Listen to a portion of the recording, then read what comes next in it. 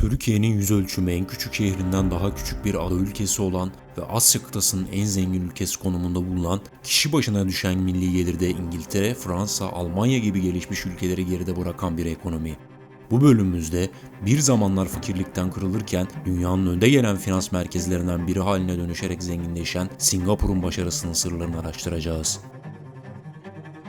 1800'lü yıllarda İngiltere'nin Doğu Asya'daki sömürgelerinden biri olan Singapur, 2. Dünya Savaşı ile birlikte Japonya'nın istilasına uğramıştı.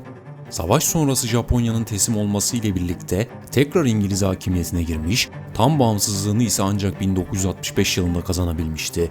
Bağımsızlık öncesi sömürge döneminde nüfusunun %70'i gecekondu mahallelerinde yoksulluk içinde yaşarken kim bu ülkenin gelecekte bulunduğu kıtanın en zengin ülkesi olacağını tahmin edebilirdi. Peki Singapur'un bu başarısının formülü neydi?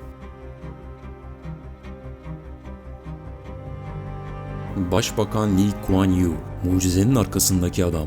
Bağımsızlık sonrası ülkenin ilk başbakanı olan ve Singapur'un kendisini yönetme hakkını elde ettiği 1959 yılından 1990 yılına kadar ülkenin başında bulunarak dünyanın en uzun süre görev yapan başbakanı unvanını da elinde bulunduran Başbakan Lee, başarının formülünü şu sözle ortaya atacaktı: Singapur'un sahip olduğu iki kaynak vardır. Biri halkı, diğeri onların sıkı çalışması.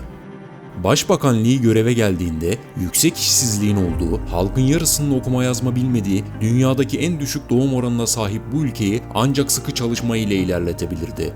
Bu yüzden de onun hedefinde öncelikle doğal kaynakların yetersiz olduğu ülkeye insan kaynağı kazandırmak amaçlanmış, bunun için yurt dışından nitelikli iş gücü transferine başlanmıştı.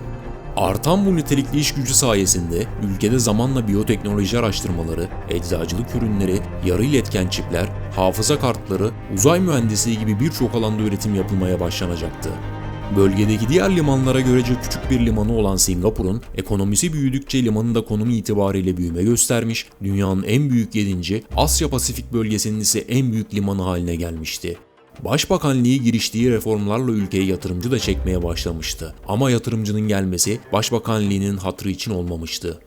Ülkede siyasi istikrarla birlikte adalete güven de sağlanmış, bu da yatırımcıları ülkeye çekmeye başlamıştı. Singapur, Rule of Law Index verilerine göre günümüzde 142 ülke arasında hukukun üstünlüğü sıralamasında Amerika Birleşik Devletleri, Fransa, İspanya gibi ülkeleri geride bırakarak 17. sırada bulunmaktadır. Başbakan Lee reformlarını zamanla devam ettirmiş, ülkeye yatırım yapan yabancı şirketleri 10 yıl boyunca vergiden muaf tutup işçi sendikalarını kapatarak işveren için dostane politikalar gütmeye devam etmiş, bu hamleleri ile de batılı şirketler Singapur'u yatırımlarında bölgesel merkezler olarak seçmeye başlamıştı. Okullarda sıkı bir şekilde çalışma kültürünü aşılamaya devam eden hükümet, ekonomik büyümenin ana unsuru iş gücü için doğumu teşvik etme yönelik kampanyaları ile de nüfus artışı sağlamaya çalışmıştı. Hazırladığım videoyu beğenerek ve kanalıma abone olarak beni desteklerseniz sevinirim. Singapur'da kiasu diye bir terim vardır. Bu kelime kaybetme korkusu ya da geride kalma korkusu anlamına gelir. Eğitimi Güney Kore'deki gibi stresli ve çok çalışma temelinde inşa eden Singapur'da okul eğitimi o kadar önemli bir pozisyondadır ki eğer bir iş yerine başvuracaksanız işveren sizden 16 yaşından itibaren okuldaki notlarınızı istemektedir. Bu yüzden öğrenciler diğer ülkelere göre daha stresli ve kaygıya yatkın durumdadır. Çalışanları meritokrasi temelinde liyakat, beceri ve performansa göre ödüllendiren ülkede bu durumun sonucu olarak yetenekli olanlar zirveye çıkmaktadır. Singapur yönetimi okullardaki eğitim öğretim sistemini de buna göre kurgulamıştı.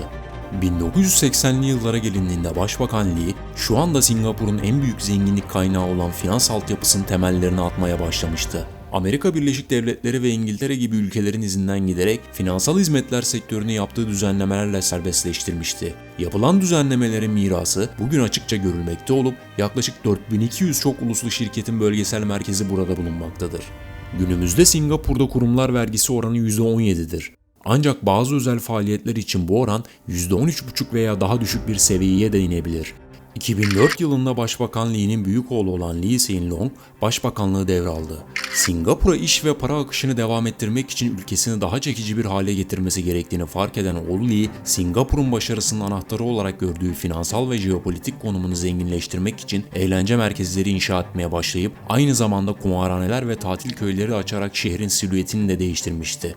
Böylelikle Singapur, yatırım yapan iş insanları için hem kumarhanelerin ve gece hayatının tadını çıkarabilecek hem de paralarını park edebileceği bir konum haline gelmişti. Singapur'daki varlıkların toplam değeri Lee Hsien Loong'un görev süresinin başlangıcı olan 2004'te 420 milyar dolar iken 2022'de 3,6 trilyon dolara kadar çıkmıştı. Singapur'un bu durumu ekonomik bir başarı olarak görülse de yönetim şekli sivil özgürlüklere getirilen kısıtlamalar nedeniyle birçok kişi tarafından eleştirilmeye devam edilmektedir.